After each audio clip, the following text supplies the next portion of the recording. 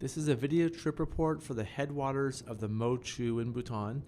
This is a trip my friend Ugin told me about, or we call him Yugs, and he'd hiked up to Laya quite a few times. Laya is this high mountain town, we'll see in a second, and saw this beautiful river and thought, it could be paddled. So we took inflatable kayaks up, threw them on mules, and hiked up along the river for parts and then into the town of Laya. Laya is a mountain town. It's about 12,400 feet high. It's the highest town in Bhutan. Around 3,000 people live in this upper valley, and it was just really cool to go to Laya anyway. Here we are walking towards one of the monasteries in town, which was a pretty surreal experience, actually. And we spent the night in Laya. Here we are packing up our stuff. This is our second night of the trek. We packed up our stuff where we camped in the middle of town. The whole trip was it was 5 nights, 6 days, and sometimes we stayed in town, sometimes we just camped where we felt like it, sometimes we rented a house. We just kind of went and played it by ear. So where are we at, Aaron? Way high. Way high. We're at 12,877 feet. And where are we headed? We are heading to Tiger Mountain. The summit. Maybe the base. Not sure. So here we are walking up to the base of Tiger Mountain. That's Tiger Mountain to the left. Those are the glaciers. It's about 22,000 feet tall. And from here, we kind of explored the base and then went down and put on as soon as we could. As soon as you can see the glaciers of Tiger Mountain in the background there. And this is the first place we felt like we had enough water to actually float on the headwaters here. And just did a lot of rock dodging.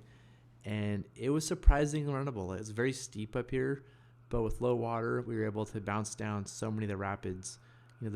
Almost every rapid was runnable, or every section of the river.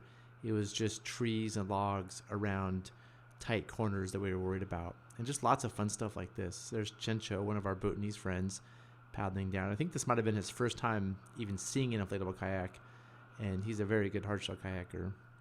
So this is the one kind of vertical drop. There are a lot of mini drops along the way, but that one we scattered and it's kind of vertical. And you can see a log on the right. There's icicles hanging out the log.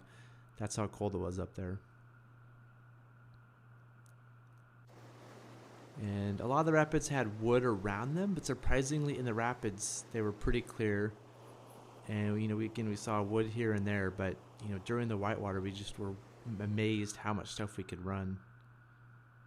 And the beautiful thing about duckies is you can just plop into rocks, and if you do get in trouble, you can jump out. It's not like you're stuck in a hard shell.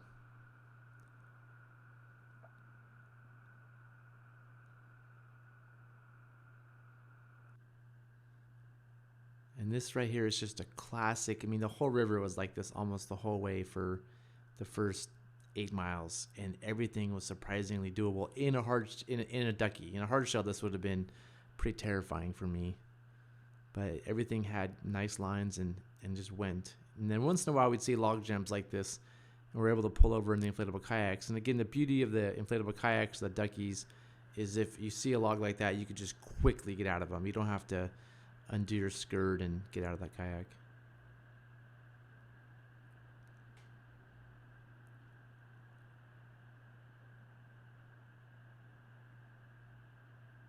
And here it's probably about 6 o'clock. We were kind of running late in the day at this point. So we were getting pretty cold. We were ready to get done, especially in these times when we were in the shade. But man, when the views opened up and you just saw down the river, just continuous fun drops and beautiful scenery, it was worth it. So we camped just below here. We had animals carrying our stuff on the trail, so we pulled into camp. There's a camp set up, and we had a great night.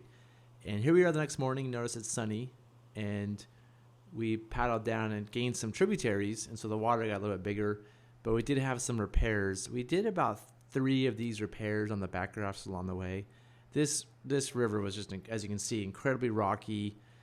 Some jagged rocks. So we definitely beat these air backrafts up quite a bit.